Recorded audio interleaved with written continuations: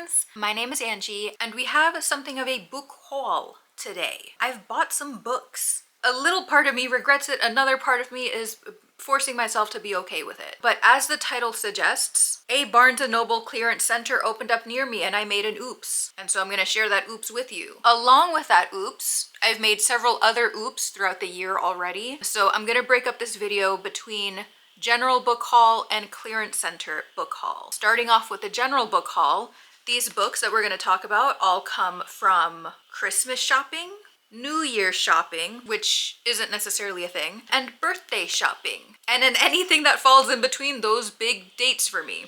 So the first book is Two Smithereens by Rosalind Drexler. This is a book that follows a woman named Rosa, and she gets convinced to become a professional wrestler. And genuinely, that was enough for me. This book takes place in the 70s. This book is about pro wrestling. This book is about women's wrestling. And a lot of what this book was like giving reminded me so much of that Netflix show Glow, which was one of my favorite shows. Like, I was so bummed that it was canceled. I thought it was so clever. I thought it was so funny. I thought it was so good. And I really like movies and shows that like take place during that weird era of Hollywood. I feel like Hollywood is consistently in a weird era, but there's like something extra seedy about like Hollywood and the entertainment industry in the 70s. And so it's like fascinating to me. It's kind of like when you find like gunk on the floor and you're like, this is gross, but I do want to take a stick and poke at it a little bit. A part of me is curious to see what's under there. Am I going to be disappointed either way? Yeah. But it's about the journey. And that's kind of what the 70s Hollywood era kind of reminds me of. And that show took place in that era, this book takes place in that era, so I'm like generally fascinated by that. I also saw in the little blurb that the author themselves were actually a pro wrestler in the 70s, and so this is inspired by their own career. And I think that's really cool, and I think that's really fascinating. The next book we have here is called The Wall by Marlon Haushofer. And this book I picked up because it seemed very weird. In this book, we're following a middle-aged woman who wakes up one morning to find herself separated from the rest of the world by an invisible wall. With a cat, a dog, and a cow as her only companions, she learns how to survive and cope with her loneliness. Yeah. Let's get into that. I feel like this is going to be really reminiscent of like She Who Has Never Known Men and The Wax Child. I think it's just going to be really fascinating to follow this woman as she is like so isolated from the world. And I think that's cool. Like, I hate that for her, but I think it's going to be really cool. The next two books I got from Half Price Books. I don't have one actually near me, unfortunately, but I did this online order, and this is The Assassin's Quest and The Royal Assassin by Robin Hobb. This is the sequel and the threequel of the Assassin's Apprentice trilogy, and I read the first book earlier this year, loved it, needed more of it, and immediately bought these copies. I bought these copies with the intention of getting like the matching mass paperback of the edition that I have, and then these are wildly different but arguably so much better. And so now I'm like, should I try and get my hands on this edition of The Assassin's Apprentice? I don't know. I would like to. And this is definitely a trilogy that I see myself continuing, or rather a series that I see myself continuing. I love the world building. I love the tone. I love how everything is presented in this series. I think it's really neat. And I guess as a little bit of background, what I can tell you about The Assassin's Apprentice is that we're following a young boy named Fitz. He is the illegitimate child of the king. He's taken in, and they have to find some kind of use of him, and so they train him to be an assassin. And some shit went down in the end of the first book, and so I'm excited to see how that picks back up in the second and third. I actually don't know which one is which. This one is next. This is the third book, and I just spoiled myself a little bit trying to figure that out, so that's unfortunate, but I'll probably forget by the time I pick it up anyway, so it's fine. Next, we have books that I picked up for when on my birthday.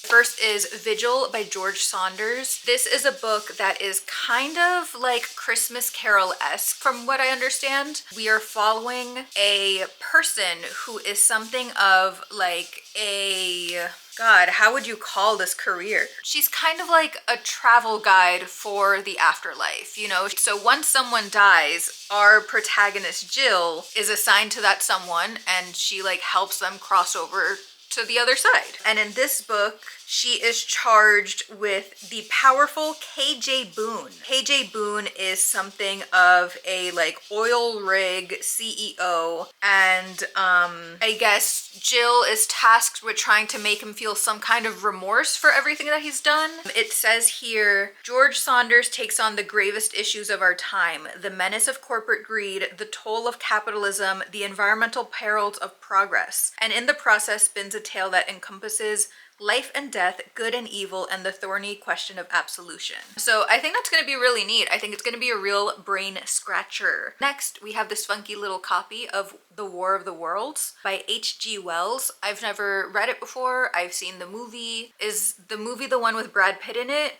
Or is it Tom Cruise? Or is it another nondescript white guy? I don't know. I just know that I saw it. Mel Gibson? No, that was Signs. I'm gonna put the man's face right here and you'll know what I'm talking about. I remember the movie really scaring me, and I'm trying to get into more sci-fi this year, and I feel like this is kind of short and sweet and cool, that it could help me achieve that goal. Also, I just love a book that has this like bright, funky little design to it. I love a hot pink, I love a magenta, I love a magenta with orange, and I love that these little people are on fire. I think that's a really fun detail to add. Look at them go. Wow! The last of my birthday haul is this edition of Frankenstein by Mary Shelley. If you are unawares, I collect Frankenstein copies. Do I need 7 copies of one book? No. Do I do it anyways?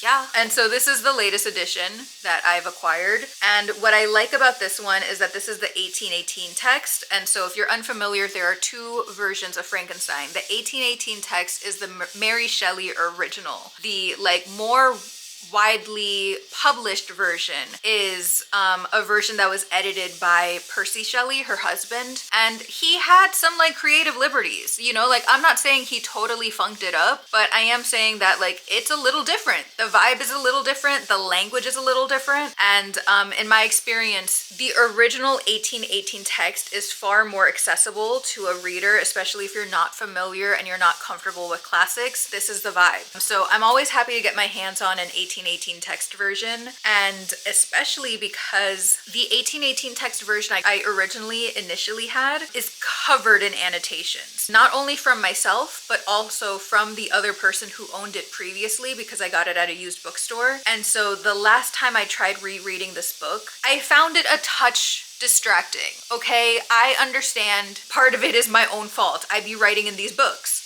But I found it a touch distracting to go through all of these annotations, to see all of these little like markups. And so I'm happy to say that I have a version that doesn't have any markups. And so when I want like a fresh, clean read, this is gonna be the option. Next, we have Stop Me If You've Heard This One. This is a book by Kristen Arnett. This is actually a book that I got from a blind date with a book from my bookstore. And so I don't really know anything about it except for the fact that it is about clowns, and it's about MILFs, and it's about lesbians, I think. And that's really all I got to say about that one. And then the last 2 books of this prologue haul are books that I bought for my book clubs that I'm in. I recently joined another local book club at the suggestion of someone that I met at a different book club, and for this book club they're reading The Correspondent. I don't know a lot about what this book is about. I know it's about women, I know it's about writing,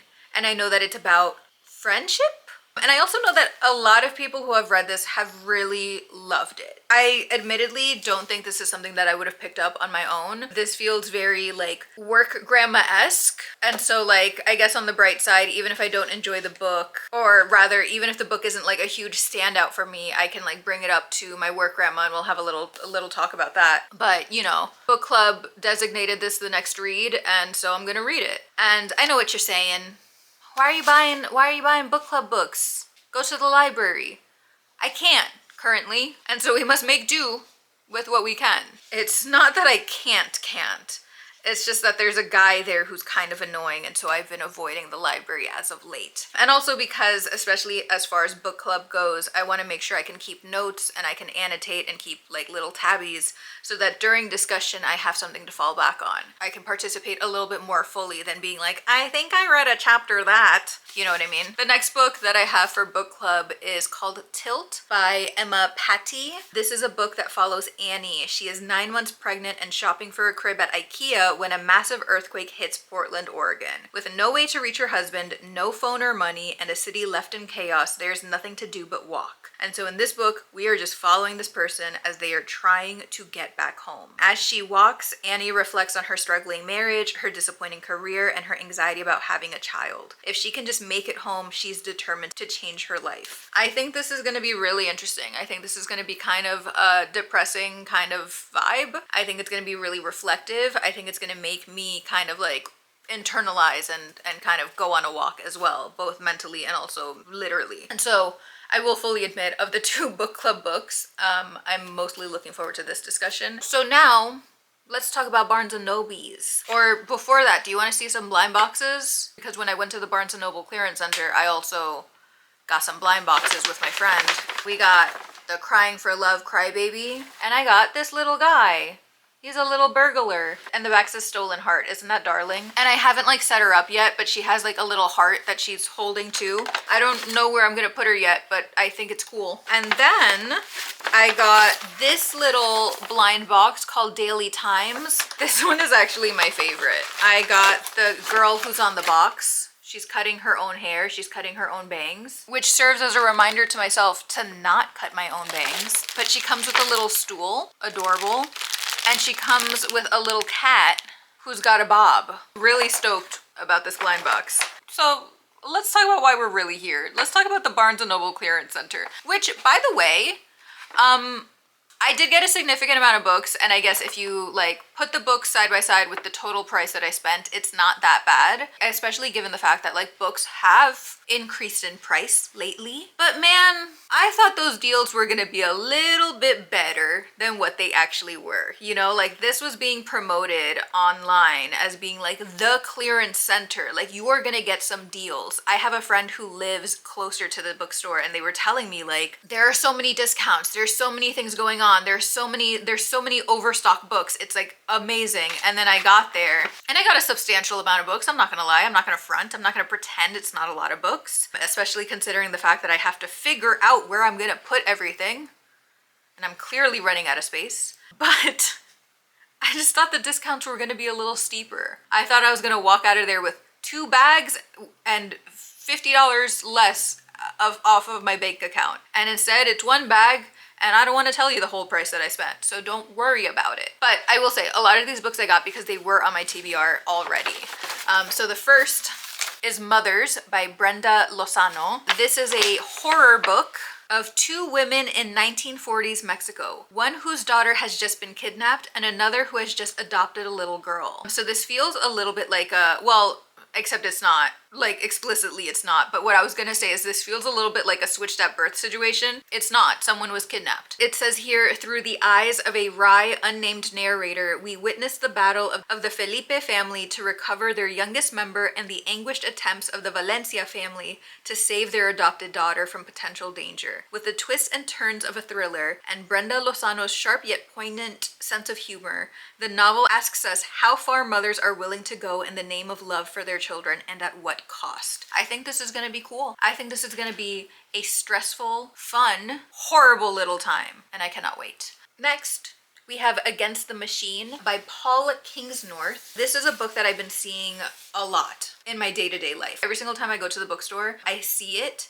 I want it, and then I talk myself out of it. And then, you know, here, given it's a clearance center, I was like, oh, I can get it on a discount. And I'm sure I did, it just didn't feel like a discount. This book is exploring techno-capitalism from the first industrial revolution to the rise of AI, and our author shows how the hollowing out of humanity has been a long game, and how your very soul is at stake. I think this is going to be really fascinating, especially given the fact that it's not just a book about the rise of AI, it's actually a book going as far back as the first industrial revolution, and I'm sure there's going to be sprinklings of things even before that. I think one of my favorite things about history, and especially about like niche history things like this, is how it's not niche history at all. You quickly realize everything is connected and everything brings us to this point in the present, and how you can kind of predict the future. I think this is going to be really neat. I like hate AI with my very being, and I think it's always good